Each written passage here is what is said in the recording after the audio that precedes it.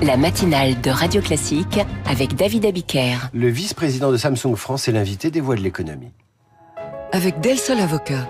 Del Sol Avocat, donnez toutes les chances à votre entreprise. Bonjour François Hernandez. Bonjour.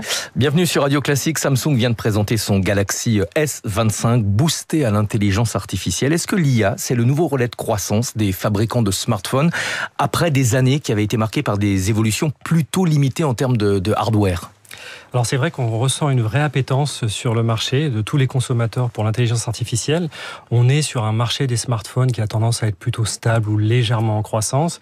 Et on se rend compte que quand Samsung a ouvert l'ère des smartphones à intelligence artificielle l'année dernière, on a connu une très grosse croissance sur les produits comme le S24 qui embarquait de l'IA. En termes de critères de choix, l'intelligence artificielle arrive en quelle position ? À l'heure actuelle, c'est le 3e choix. Donc c'est en train de, sachant qu'il n'y en avait pas encore il y a 2 ans.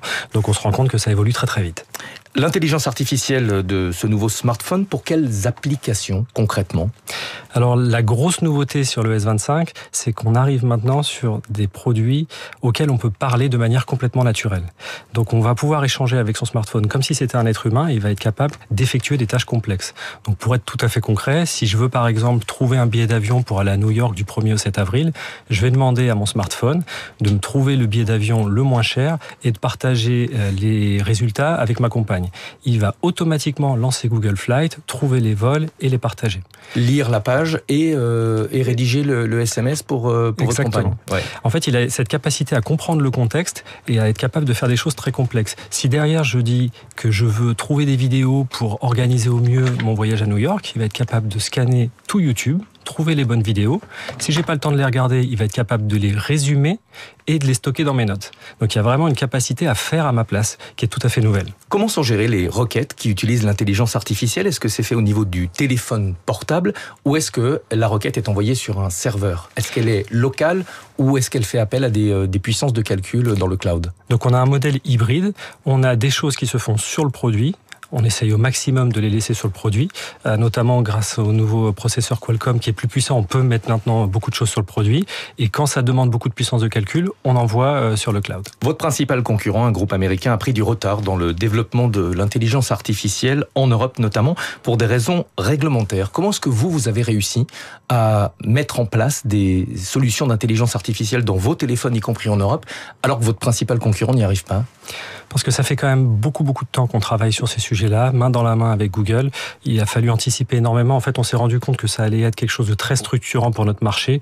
Et comme s'est positionné sur le secteur il y a très longtemps, on a pu mettre en place énormément de choses. Je vous pose la question différemment, mais est-ce que votre smartphone respecte à la lettre les exigences réglementaires en Europe ? Oui, bien sûr, tout à fait.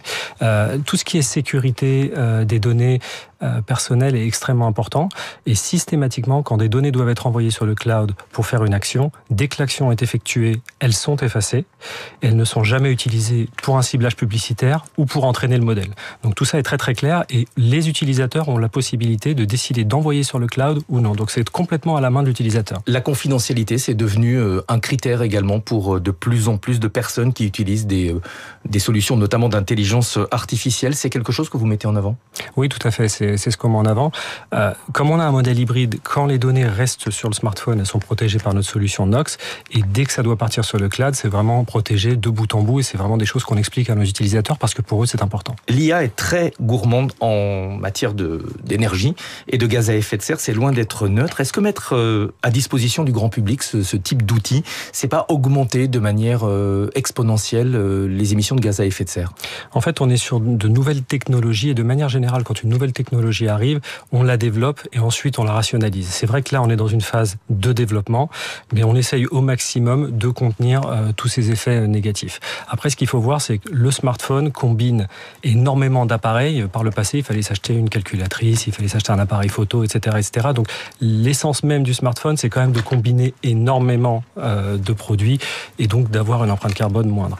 Après, on fait énormément de travail sur tout ce qui est matériaux recyclés pour également éviter d'avoir une empreinte carbone trop importante. Mais utiliser l'intelligence artificielle pour améliorer, par exemple, la recherche scientifique, on peut justifier l'augmentation des émissions de gaz à effet de serre. En revanche, lorsqu'il s'agit par exemple de retoucher une photo ou des choses un petit peu futiles, on le fait tous avec notre téléphone portable. Est-ce que ça, c'est pas prendre un risque sur le plan environnemental ?